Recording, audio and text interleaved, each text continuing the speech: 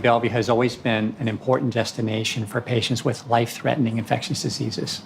Back in the early 1800s, it was smallpox, yellow fever. By the mid-1800s, typhus was an important disease.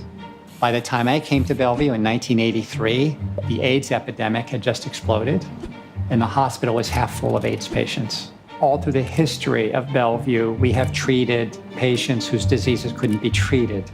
And so what we were basically providing is comfort and care. The Ebola outbreak in West Africa is spiraling out of control. The Ebola virus has now killed more than 2,800 people in West Africa. For the first time in history, doctors right here in the United States will battle the Ebola virus. Craig Spencer is a doctor from the nonprofit global organization Doctors Without Borders. Video obtained from NewYorkPost.com shows Dr. Spencer being transported to Bellevue Hospital from his Hamilton Heights apartment.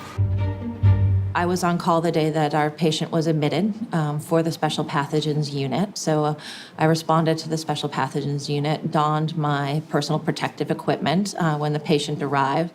I have to admit, I did think it was a drill. In an instant, realizing that this is not a drill and this is a real case, sort of all that intellectual interest went away and it transitioned into a real situation. And I think everyone was struck by how much anxiety and fear came with that, despite months of practice and preparations.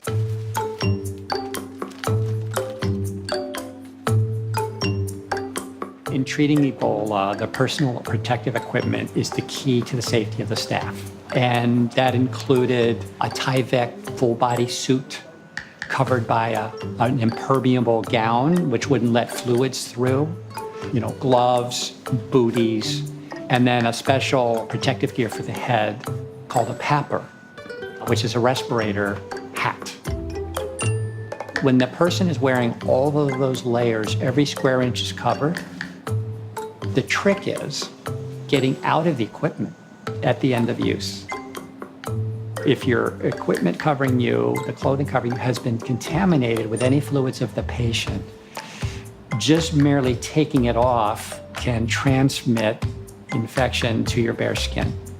So we had to develop a highly standardized process, a 20-step process. The guard gloves only touching the outside of the first glove and the inside of the second.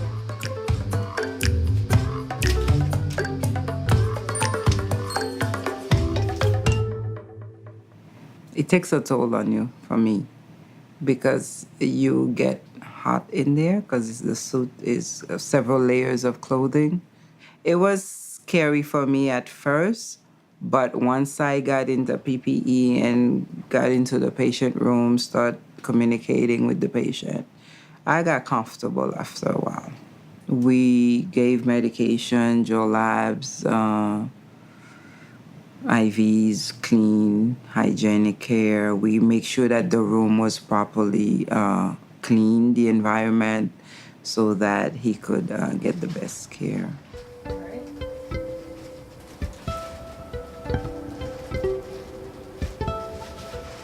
We, as his providers, both physicians and nurses, in some ways felt in the same boat with him. Now, we had been potentially exposed to this disease. There was a lot of public fear and stigmatization going on. So although he was far more isolated than anyone else, we also felt a little bit isolated with him. It was a very intense time in New York City because of the level of fear in the community, because of the concern that the Ebola outbreak could be more widespread in the United States. There was clearly a lot of media attention. And so we did develop a sort of friendship over time because of the intensity and duration of the experience. Whatever we could do on the part of the hospital, on the part of the team taking care of him, to show him that he's not alone and to facilitate as much communication as possible with the people he loves and who love him was really, really critically important. So we used a lot of, video messaging to help him stay connected to the people that, his community and the people that love him. Over the course of his treatment, it went from public hysteria to very gradually it turned into, this is what New York does. We take on these dangerous situations, and it's a group of New Yorkers that are in there taking care of him, and we trust them to do it right. We are continuing to train different ways of caring for different pathogens. Then we're going to make sure it's pinched around our nose.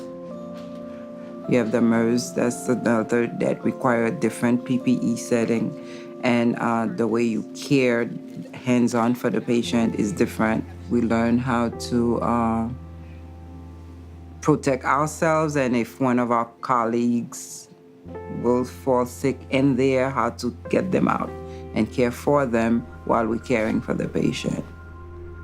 We know that Ebola kills, and for us to have a patient here that is positive of Ebola, and we provided the care, the treatment, and for him to walk out, it was very fulfilling for all of us in here.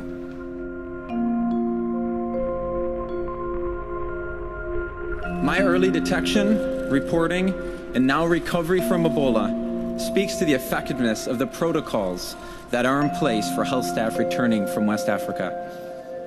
I am a living example of how those protocols work and of how early detection is critical to both surviving Ebola and ensuring that it is not transmitted to others.